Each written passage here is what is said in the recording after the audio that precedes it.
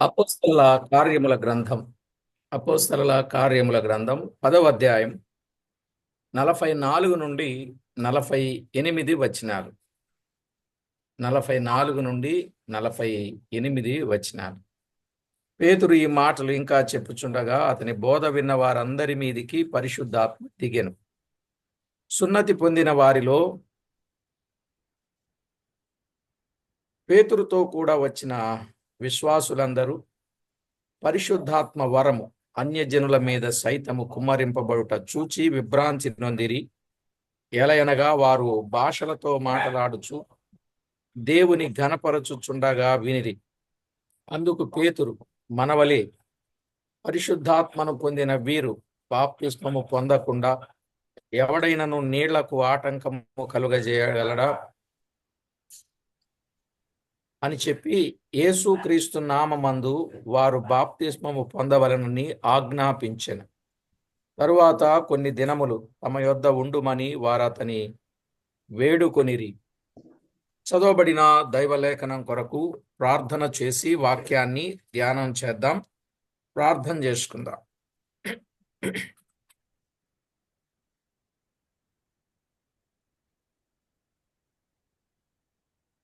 పరిశుద్ధుడవైన మా తండ్రి, ఘనుడవైన మా దేవ, మీ ఘననామానికి వేలాది వందనములు, కోటాను కోట్లు స్తుతులు స్తోత్రములు చెల్లిస్తున్నాం. మా ప్రభువా, ఎంతో ఎక్కువగా ప్రేమించి సజీవుల లెక్కలో మమ్మనుంచి మీతో చక్కని సహవాసం చేయడానికి, మీ సన్నిధిని మేము అనుభవించడానికి మమ్మను మీరు నడిపించినందుల కొరకై స్తోత్రము చెల్లిస్తున్నాం. ఏ యోగ్యత లేని మా పట్ల విశేషమైన మీ కరుణను కృపను కుమ్మరింపజేసినందుకై స్తుతిస్తూ అన్ని విధాల మీకు రావలసిన మహిమ ఆపాదించుకొనమని తోడయుండి కాపాడమని కోరుచు మా ప్రాణనాథుడు, ప్రియుడు, మా రక్షకుడు, మమ్మను ఏమాత్రము విడువక ఎడబాయక కృప చూపించే మా ప్రభువైన యేసు క్రీస్తు అమూల్యమైన నామమున స్తోత్రము చెల్లించి స్తుతించి ప్రార్థించి మిక్కిలి వినయముగా బ్రతిమిలాడి వేడుచూ ఉన్నాము తండ్రి. ఆమేన్.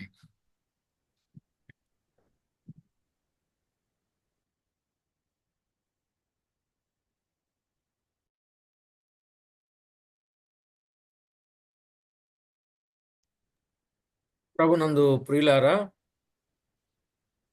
దేవుని వాక్యములో నుండి మనము చదువుకున్న వచన భాగాలలో వ్రాయబడిన వాస్తవికతను ఈ 44 నుండి 48 వచనాలు,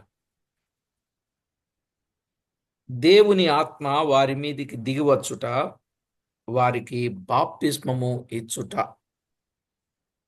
దేవుని ఆత్మ వారి మీదికి దిగివచ్చుట, వారికి బాప్తిస్మం ఇచ్చుట.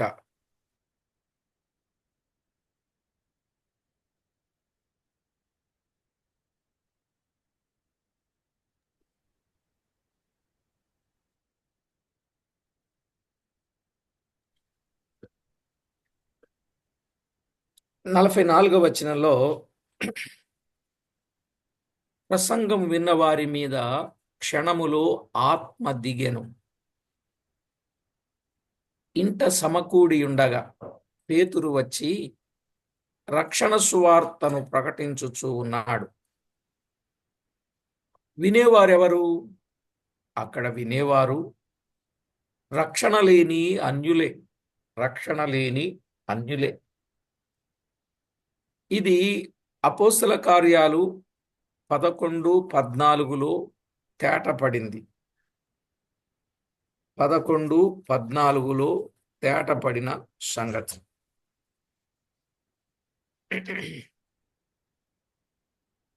నీవును నీ ఇంటి వారును ఏ మాటల వలన రక్షణ పొందుదురో ఆ మాటలు అతడు నీతో చెప్పునని తన ఇంట నిలిచి తనతో చెప్పిన ఒక దేవదూతను చూచిన సంగతి మాకు తెలిపాను. నీవును నీ ఇంటి వారు ఏ మాటల వలన రక్షణ పొందుదురో అంటే వారందరూ కూడా అన్యులేనమాట. ఈ అన్యులైనటువంటి వారు దేవుని మాటలు విని రక్షణ పొందుతారు అనే మాట.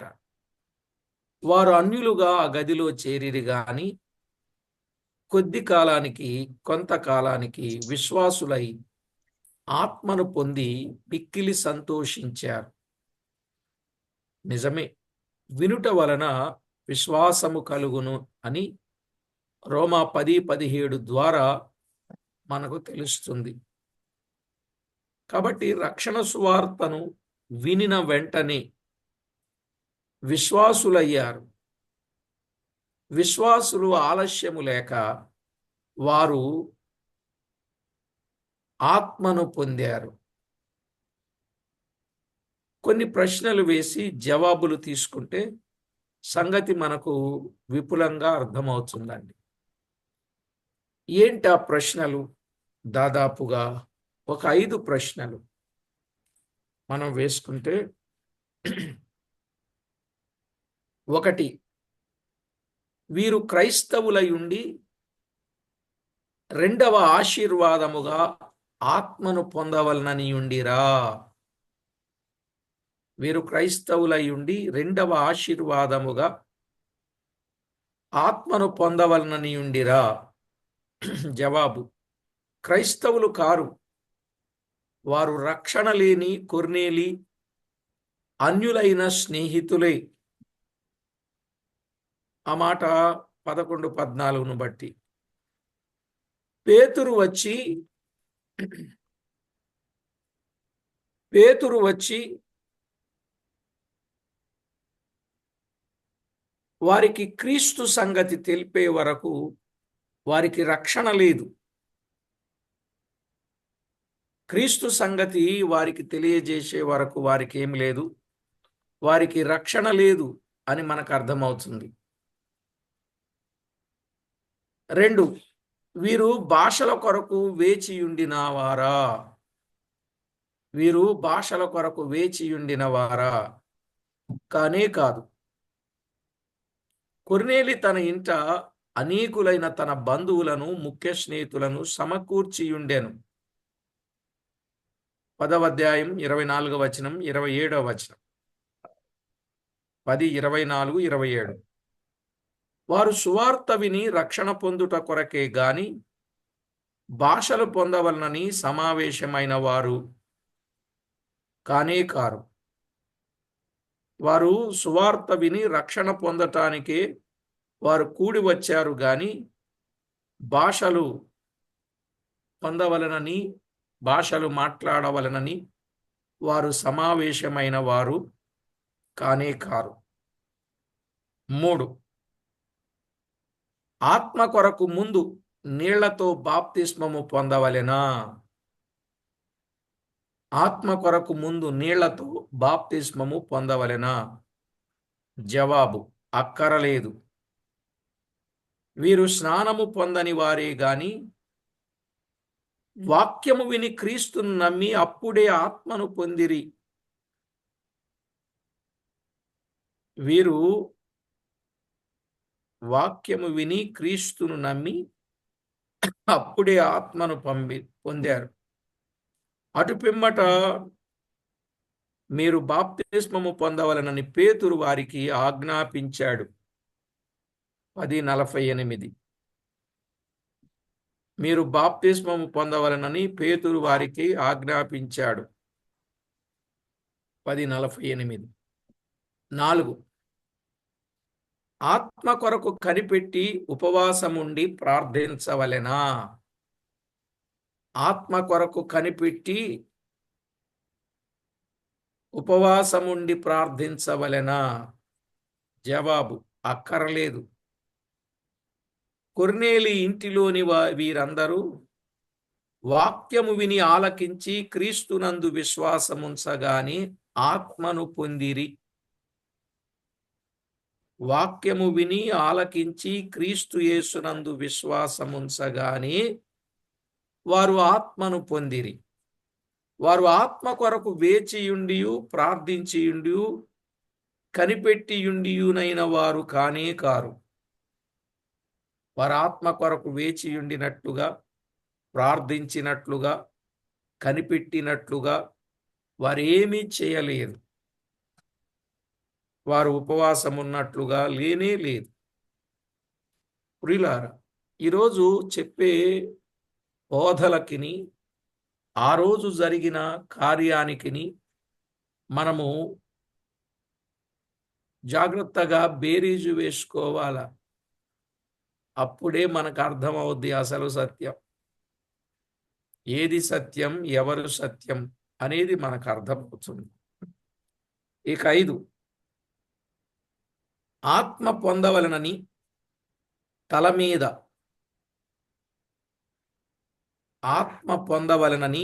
మీద అపోస్తలులు హస్తములు వేయించుకొను వరకు జరుగదా. ఆత్మను పొందవలనని తల మీద అపోస్తలులు హస్తములు వేయించుకొను వరకు జరుగదా.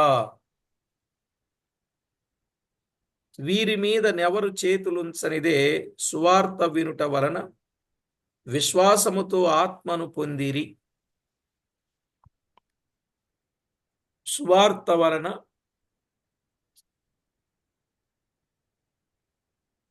సువార్తను వినుట వలన విశ్వాసముతో ఆత్మను పొందిరి. హస్త నిక్షేపణ లేనిది ఎవరును ఆత్మ పొందనేరరు అనే బోధ సరి అయినది కాదు. అర్థమైందండి?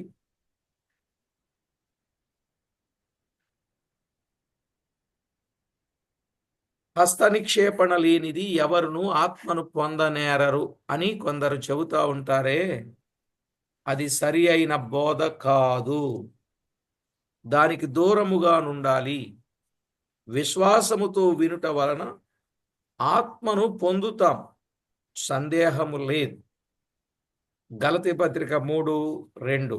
గలతీ పత్రిక 3:2.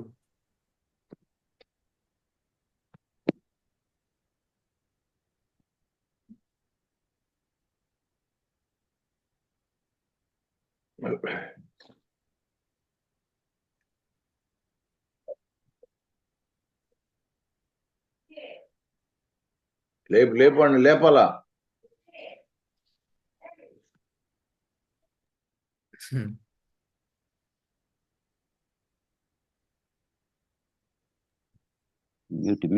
మ్యూట్.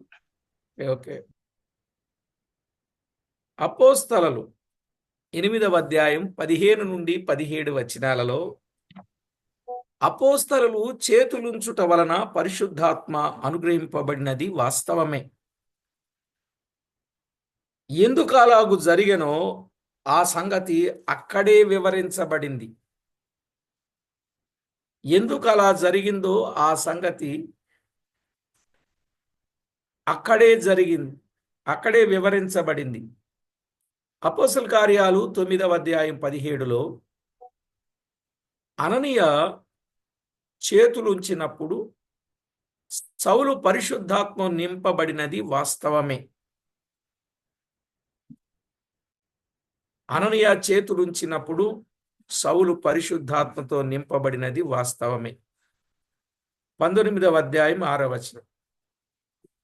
పౌలు చేతులుంచుట వలన ఎఫెసులోనున్న శిష్యులు పరిశుద్ధాత్మను పొందినది వాస్తవమే. అయినను ఇవన్నీ ఎరిగిన పౌలు తన పత్రికలలో, తన వ్రాతలలో ఎవరైనా చేతులుంచుట వలన పరిశుద్ధాత్మను పొందుదురని ఆయన వ్రాయలేదు గాని యేసుక్రీస్తునందు విశ్వాసముంచుట వలన పరిశుద్ధాత్మను పొందుదురని వ్రాశాడు. అర్థమైందండి?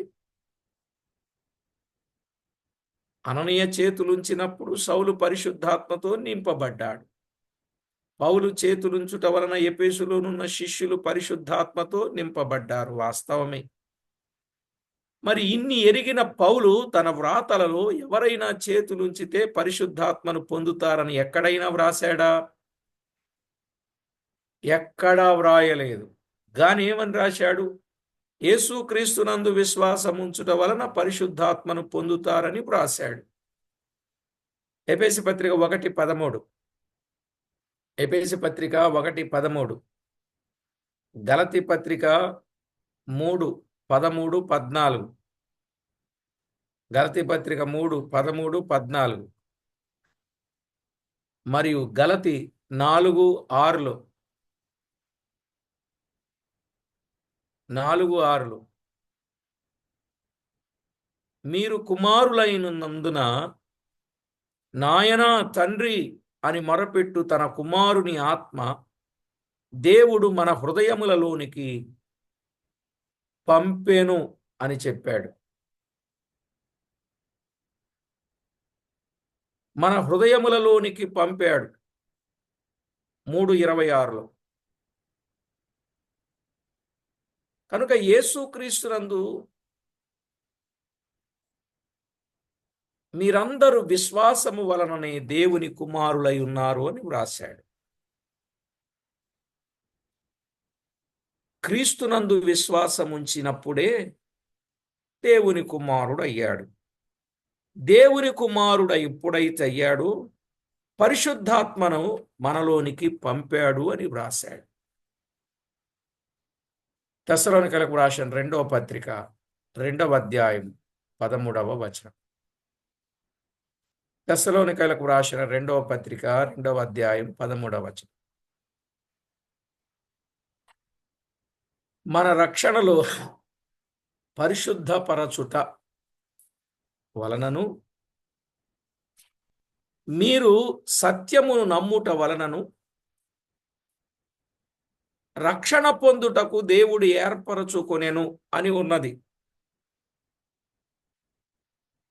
మన రక్షణలో సత్యమును నమ్ముట వలన దేవుడు ఏర్పరచుకున్నాడు. తీతుపత్రిక 3:5. తీతుపత్రిక 3:5. పరిశుద్ధాత్మ మనకు నూతన స్వభావము కలుగ చేయుట ద్వారా మనలను రక్షించెను. పరిశుద్ధాత్మ మనకు నూతన స్వభావము కలుగ చేయుట ద్వారా మనమేమయ్యాం?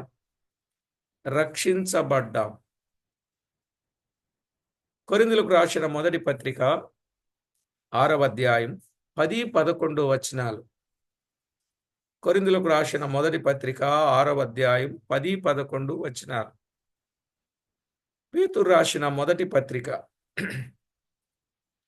1వ అధ్యాయం 1-2 వచనాలు. పేతురు రాసిన మొదటి పత్రిక 1-2 వచనాలు. మనలను పరిశుద్ధపరచుటలో పరిశుద్ధాత్ముని కార్యం చూస్తున్నాం. మనలను పరిశుద్ధపరచుటలో పరిశుద్ధాత్మ కార్యాన్ని చూస్తున్నాం.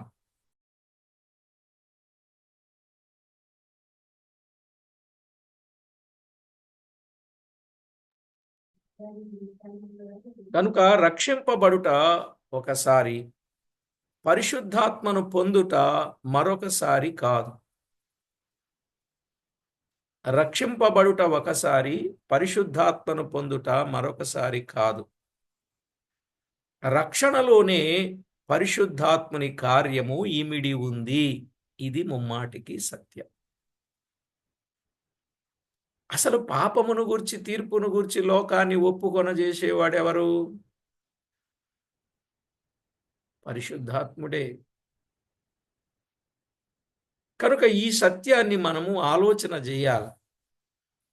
మళ్ళా సపరేట్గా మీరు ఆత్మను పొందండి, కనిపెట్టండి, ప్రార్థించండి, ఉపవాసం ఉండండి, కన్నీళ్లు గార్చండి, మోకాళ్ళు వేయండి, కేకలు వేయండి, ఇట్లాంటి సెక్షన్స్ ఏమీ లేవండి. అర్థమైందా అండి? ఇంకేమైనా అర్థం కాలేదా సోదరులారా? ఇప్పుడంతా భిన్నమైన కార్యక్రమాలు చేస్తున్నారో మంచిది కాదు. రక్షణలోనే పరిశుద్ధాత్ముని కార్యము ఇమిడి ఉంది. అసలు ఎవరైనా చేతులుంచుట వలన పరిశుద్ధాత్మను పొందుదురని ప్రభువు చెప్పలేదు. చేతులుంచుట వలన పరిశుద్ధాత్మను పొందుతారని ప్రభువు చెప్పనే లేదు. క్రొత్త నిబంధన రచయితలు ఎవరూ చెప్పలేదు. ప్రభువు చెప్పలేదు, క్రొత్త నిబంధన రచయితలు ఎవరూ చెప్పలేదు. కానీ ప్రారంభంలో కొన్నిసార్లు చేతులుంచుట వలన పరిశుద్ధాత్మ వచ్చినట్లు, వారు పొందునట్లు వాస్తవమే గాని అది కొనసాగుతూ రాలేదని మనకు తెలియచూ ఉన్నది.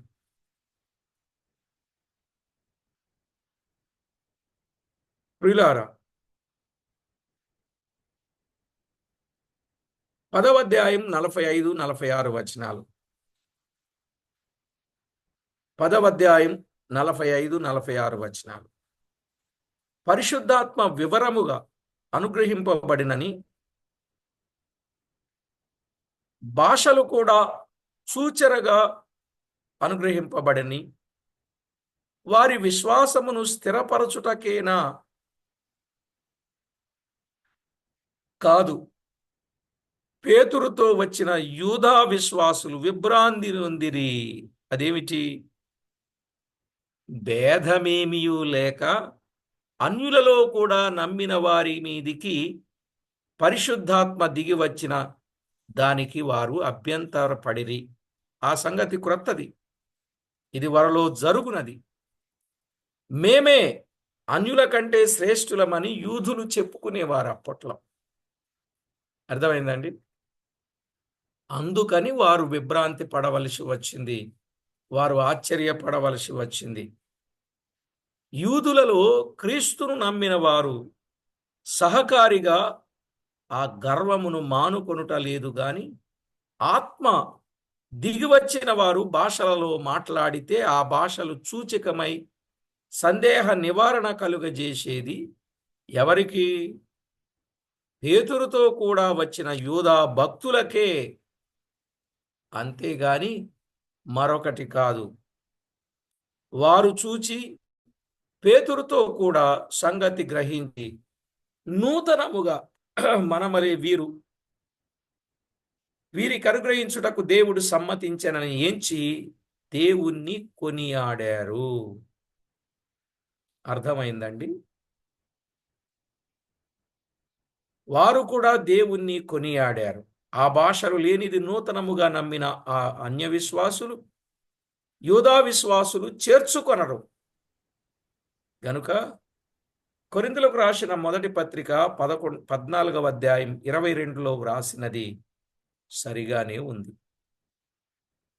ఇప్పుడు వారు ఆత్మను పొందిరి అనే మాటలో అక్కడున్న యూదా విశ్వాసులు వీరితో వీరు కూడా సహవాసము చేయగలుగునట్లు వారు వీరిని చేర్చుకొనవలెను. అంటే అందరూ ఒకే తరగతికి చెందిన వారుగా ఉండాలి కాబట్టి. అందువల్ల భాషలు సూచకమే గాని క్రీస్తును నమ్మిన వారికి సూచకము కాదు. అందుకే అవిశ్వాసులకే భాషలు సూచనగా ఉన్నది. ఎవరికి సూచనగా ఉన్నాయన్నాడు? అవిశ్వాసులకే సూచనగా ఉన్నాయి, క్రీస్తు పిల్లలకు కాదు. పేతురుతో వచ్చిన వారు క్రీస్తు నమ్మిన సహోదరులే గాని అన్యులను దేవుడు రక్షించి వారికి కూడా పరిశుద్ధాత్మనిచ్చును.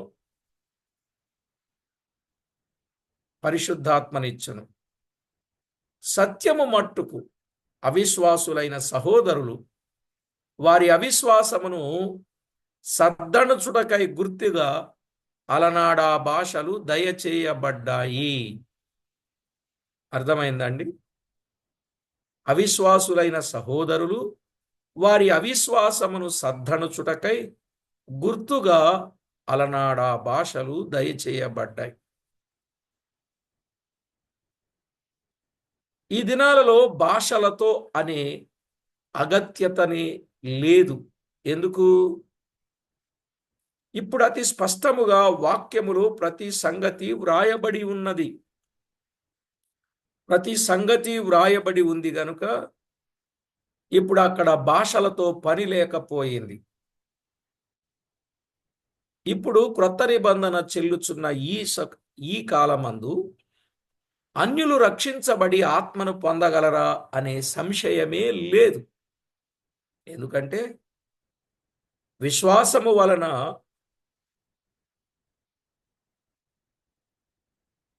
రక్షణ పొందుతారు, పరిశుద్ధాత్మను పొందుతారు. క్రీస్తును నమ్మి సంఘములో చేర్చబడిన వారు ఇప్పుడు ఎక్కువగా అన్యులే. క్రీస్తు విశ్వాసములో వారికిని వీరికిని ఉండిన అడ్డుగోడ క్రీస్తుసే ఏమైంది? తొలగిపోయింది. కాబట్టి వ్రాత వాక్యము రాగా సూచకమైన భాషలు నిలిచిపోయాను. వాక్యం ఎప్పుడైతే వ్రాతకొచ్చిందో అప్పుడు ఈ భాషలు ఏమయ్యాయి? నిలిచిపోయాయి. కొరింథీ పత్రిక మొదటి పత్రిక 13వ అధ్యాయం 8వ వచనం. 13వ అధ్యాయం 8వ వచనం. అక్కడ వ్రాసినట్లు నిలిచిపోవునని చెప్పిన భాషలిప్పుడు నిలిచిపోయెను. అంటే పరిశుద్ధాత్మను పొందినారు అని సూచకమైన భాషలు ఇప్పుడేమయ్యాయి? నిలిచిపోయెను. సూచకమైన భాషలు నిలిచిపోయాయి. ఇప్పుడు ఏదైనా భాష ఉంది అంటే, ఇప్పుడు ఒకరు ఇంగ్లీష్లో చెప్తున్నారు, ఇంకొకరు తెలుగులో చెప్తున్నారు. అక్కడున్న వారందరూ తెలుగువారు. వారికి అర్థం కావాలి. ఇంగ్లీష్లో వచ్చిన ఆయన దూరదేశం నుంచి వచ్చాడు, ఇంగ్లీషే మాట్లాడతాడు, ఆయనకి తెలుగు రాదు. కానీ మన మధ్య ఇంగ్లీషు తెలుగు వచ్చిన వ్యక్తి ఉన్నాడు. కాబట్టి ఆ వ్యక్తి ఇంగ్లీష్లో మాట్లాడుతుంది, ఈ వ్యక్తి తెలుగులో తర్జుమా చేస్తున్నాడు ఇక్కడ ఉన్న వారికి. ఇప్పుడు భాషలన్నీ కూడా ఇలాగున ఉన్నాయి కానీ అలాగున లేవు. అందుకే భాష మాట్లాడేవాడు అర్థమయ్యేటట్లుగా ప్రజలకు చెప్పాలి. అర్థం కాని భాషలు ఎన్ని మాట్లాడినా ఉపయోగం లేదు. అర్థముతో కూడిన మాటలు 5 చాలన్నాడు. కనుక భాష మాట్లాడితే దానికి అర్థం చెప్పేవారు కూడా ఉండాల. భాష మాట్లాడితే అర్థం చెప్పేవాళ్ళు ఉండాల. అర్థం చెప్పేవారు లేకుండా భాష మాట్లాడితే అది అయోమయంగా ఉంటుంది. కాబట్టి ఈ విషయాలు కొంత మీరు ఆలోచన చేసి ప్రభువుకు మహిమకరంగా ఉండాలి. ప్రియులారా, కొన్ని విషయాలు మనం ఆలోచన చేయవచ్చు.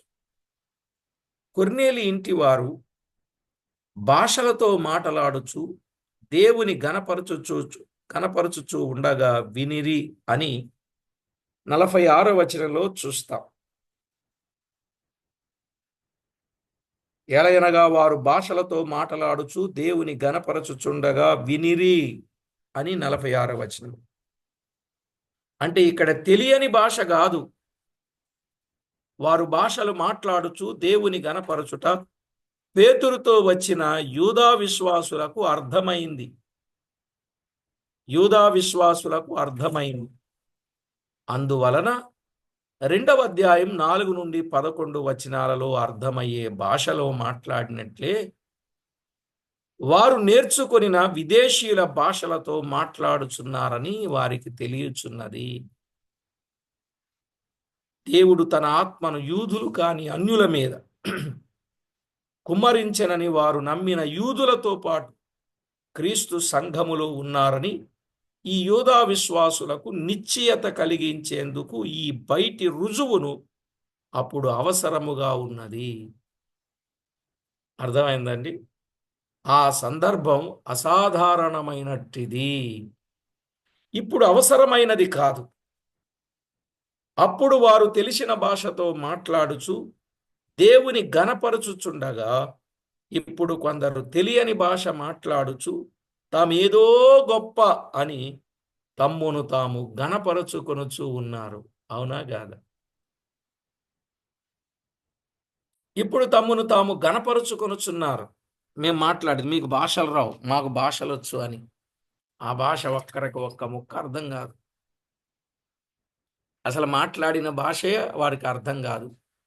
ఎవరో ఏదో చెప్పారు అట్లాగా పట్లు పడుతున్నారు తప్ప ఆ భాష కాదు. భాష ఇప్పుడు మాట్లాడాలి, అర్థం చెప్పేవారు ఉంటే మాట్లాడు. మరి వారు మాట్లాడిన భాషకు అర్థం చెప్తారా అంటే అది చెప్పలేదు.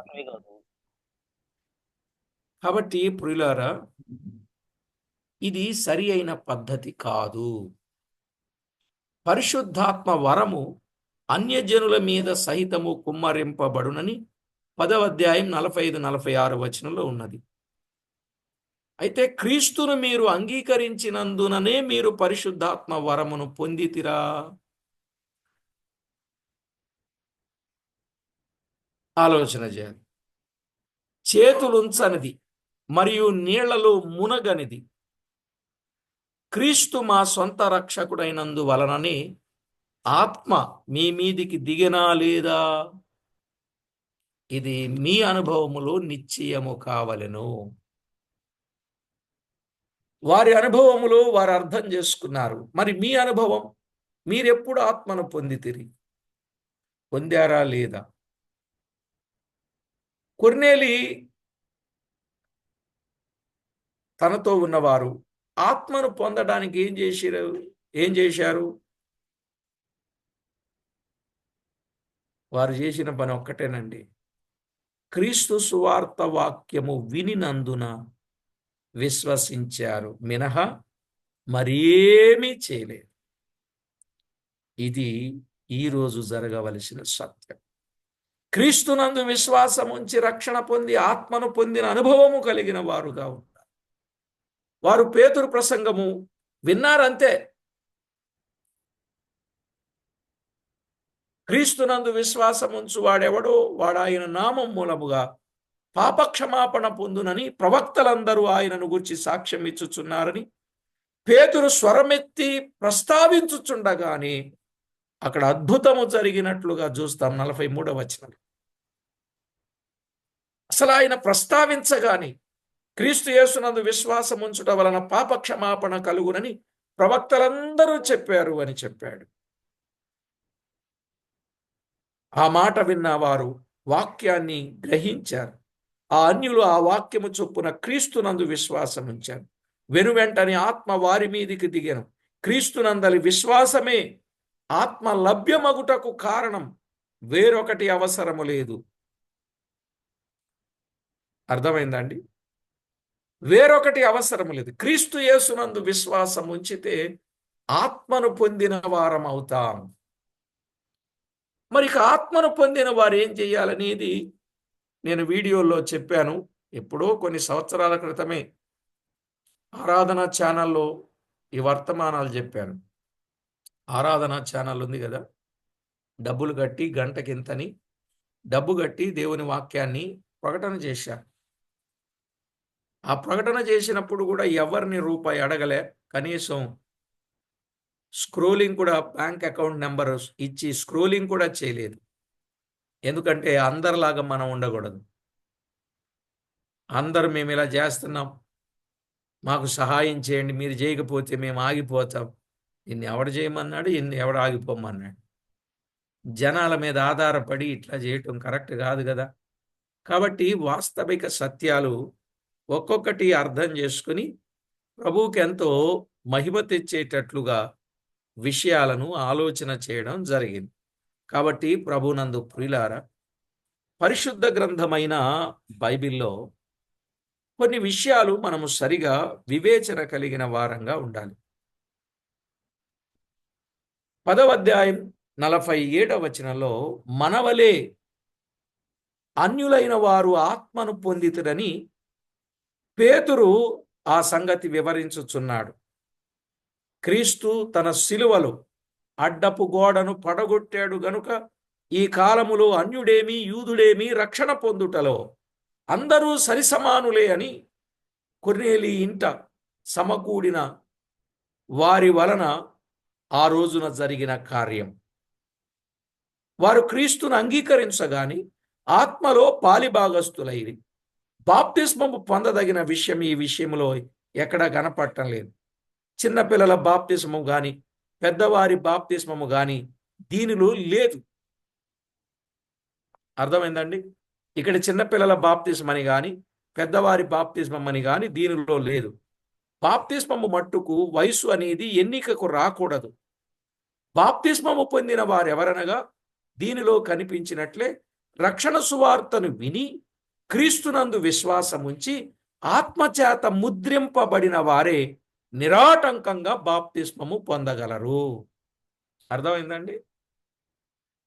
ఇంత తేటగా బైబిల్ చెప్తా ఉంటే దీనికి ఎందుకండి సిలవల పలవలుగా రకరకాలుగా అన్నీ చెప్తా ఉంటారు. కాబట్టి ప్రభునందు ప్రియులారా, బాప్తిస్మం ఎవరు పొందాలి? పేతురు తానే వారికి బాప్తిస్మం ఇవ్వలేదు గాని వారు పొందవలెనని వారికి ఆజ్ఞాపించి కొన్ని దినములు వారితో గడిపి వెళ్ళిపోయినట్లుగా మనము చూస్తున్నాం. వెళ్ళిపోయినట్లుగా పరిశుద్ధాత్మను పొందారు. వీరు బాప్తిస్మం పొందకుండా ఎవడైనను నీళ్లకు ఆటంకము చేయగలడా అని చెప్పాడు 47వ వచనం. యేసుక్రీస్తు నామమందు వారు బాప్తిస్మం పొందవలన ఆజ్ఞాపించాడు. తరువాత కొన్ని దినములు తమ యొద్ద ఉండుమని వారు అతన్ని వేడుకున్నట్లుగా మనము చూస్తాం. ప్రియులారా, ఇక్కడ మనం ఆలోచన చేస్తే బాప్తిస్మం అనేది ఎవరికి ఇవ్వాలో అర్థమైంది కదా. ఎవరికి ఇవ్వాలి? ఎవరికి ఇవ్వాలి? రక్షణ పొందిన వారికి. క్రీస్తు యేసునందు విశ్వాసముంచి రక్షణ పొందిన వారికే బాప్తిస్మము ఇవ్వాలి. అవును, అపోస్తలులు బాప్తిస్మము పొందవలనని విశ్వాసులను ప్రేరేపించారు. ఈ వచనాన్ని బట్టి అంటే రక్షించబడినటువంటి వ్యక్తి రక్షించబడ్డాడనే రుజువు కోసం ఖచ్చితంగా ఏం పొందాలి? బాప్తిస్మము పొందాలి. రక్షించబడ్డాడని రుజువు కోసం. అయితే పేతురు వెళ్ళక ముందు మత్తయి సువార్త 28:19 ప్రకారం ప్రభు ఆజ్ఞాపించిన సత్యములు వారు బోధించనని చెప్పుట ఏ సందేహం లేదు. ఇప్పుడు ఇక్కడ పేతురు ఆజ్ఞాపించిన ఆజ్ఞ, అది ఎవరిచ్చిన ఆజ్ఞ? శిష్యులైన వారికి ప్రభు ఇచ్చిన ఆజ్ఞ. మత్తయి సువార్త 28:19 కదా. నేను మీకు ఏ ఏ సంగతులను ఆజ్ఞాపించితునో వాటన్నింటినీ గైకొనుడి, తండ్రి యొక్క కుమారుని యొక్క పరిశుద్ధాత్మ యొక్క నామములోనికి బాప్తిస్మం ఇచ్చుచు. అదే అపోస్తల కార్యాల్లో ప్రభు అయిన యేసుక్రీస్తు నామమున బాప్తిస్మం ఇచ్చుచు అనే మాట మనము చూస్తున్నాం. అపోస్తలుల కార్యముల గ్రంథములో గ్రంథకర్త 10వ అధ్యాయం 44వ వచనంలో క్రొత్త నిబంధనలో స్తంభము వంటిది ఈ వచనం. ఇది వరలో యూదులకే సువార్త చెప్పబడుచు వచ్చెను, మరియు అపోస్తలుల మధ్యవర్తిత్వము చేతనే విశ్వాసులైన యూదులకు పరిశుద్ధాత్మ లభించుచు ఉండెను. ఇప్పుడైతే మీ ప్రస్తుత యుగమునకు తగినట్లు సరి అయిన క్రమం ఆచరణలోనికి తేబడి ఉన్నది. ఆలస్యము లేకుండాని అపోస్తలుల మధ్యవర్తిత్వము వంటి హస్త నిక్షేపణ యొక్క సహాయము లేకుండా, మరి ఒక ఏ ఆధారము లేకుండా యేసుక్రీస్తునందలి విశ్వాసమును బట్టి విశ్వాసులకు పరిశుద్ధాత్మ ఇవ్వబడుచు ఉన్నాడు. ఈ బోధకుని సాక్ష్యము చాలా మంచిది అని మనకు అర్థమవుతుంది, సరి అయినది గనుక శిరసా వహించి ప్రభు చెప్పినదే ప్రాముఖ్యమని లోబడాలి. హస్త నిక్షేపణము గాని, ప్రత్యేకమైన నీటి బాప్తిస్మములు గాని, కాచుకొని కనిపెట్టి ఉండడము గాని, ఉపవాస దీక్షలు చేయడం గాని, ఈ మొదలైన కార్యములు పరిశుద్ధాత్మ సత్యమును వర్తించినటువంటివి కావు. అర్థమైందండి? ఏవేవి? హస్త నిక్షేపణము గాని, ప్రత్యేకమైన నీటి బాప్తిస్మము గాని, కాచుకొని కనిపెట్టడము గాని, ఉపవాస దీక్షలతో ఉండుట గాని, ఇవి పరిశుద్ధాత్మ సత్యమును వర్తించినటువంటివి కావు. ఇంత విన్న తర్వాత మీకు అర్థమైన అర్థం కాకపోయినా తేలిన ఫలితార్థం ఏంటంటే ఒక 3 ముక్కల్లో చెప్తా వినండి. తేలిన ఫలితార్థం: 1, రక్షణ సువార్తను విని ఆలకించుడి. రక్షణ సువార్తను విని ఆలకించుడి. కొరింథీయులకు రాసిన మొదటి పత్రిక 15:3. 2, ప్రభు అయిన యేసుక్రీస్తునందు విశ్వాసముంచి రక్షణ పొందుడి. ప్రభు అయిన యేసుక్రీస్తునందు విశ్వాసముంచి రక్షణ పొందుడి. 3, వెంటనే సువార్తను విని క్రీస్తునందలి విశ్వాసము చేత ఆత్మను పొందుదురు. సువార్తను విని క్రీస్తునందు విశ్వాసము చేత రక్షణ పొందుదురు. గలతీ 3:2. గలతీ 3:2.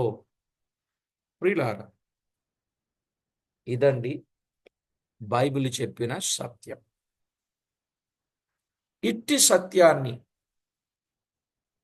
మీరు తేటగా గ్రహించి ప్రభువుకు మహిమకరంగా జీవించాలి. ఆత్మకు విరోధంగా ఏది మాట్లాడకూడదు. లేఖనాల వెలుగులో సత్యమును సరిగా అర్థం చేసుకుని ప్రభువును మహిమపరచవలనని ప్రభు పేరట మనవి చేస్తూ ప్రార్థన చేసుకుందాం. పరిశుద్ధుడవైన మా తండ్రి, పరమందు ఆసీనుడవైన మా దేవ, మీ గణనామమునకు వేలాది వందనములు, కోటాను కోట్లు స్తుతులు స్తోత్రములు చెల్లిస్తున్నాం. దేవా, మమ్మను ఎంతో ఎక్కువగా ప్రేమించిన వాడు, మీ కృపతో జ్ఞాపకం చేసుకున్నవాడు, ఏ యోగ్యత లేని మా పట్ల విశేషమైన మీ కరుణను కృమ్మరింపచేసిన వాడవు నీవే. అందును బట్టి మిమ్మను స్తుతిస్తున్నాం. మా ప్రాణప్రియుడా, మీ నామ మహిమార్థమై మమ్మను మీరు జ్ఞాపకం చేసుకుని మా బ్రతుకులో మీరు చేసిన ఉపకారములన్నింటిని బట్టి మీకు స్తోత్రములు. మా ప్రియ ప్రభువా, మీ నామ మహిమార్థమై వాక్యపు పద్ధతి, వాక్యపు వెలుగు, వాక్యపు పునాది, వాక్యపు సత్యం, ఇవన్నీ తేట తెల్లం మాకు చేస్తున్నందుకు కృతజ్ఞతలు చెల్లిస్తూ, విన్నవారందరూ వాక్య క్రమములో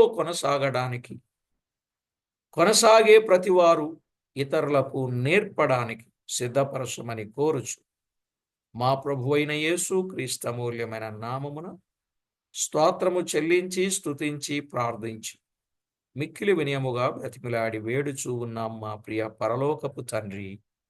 ఆమేన్.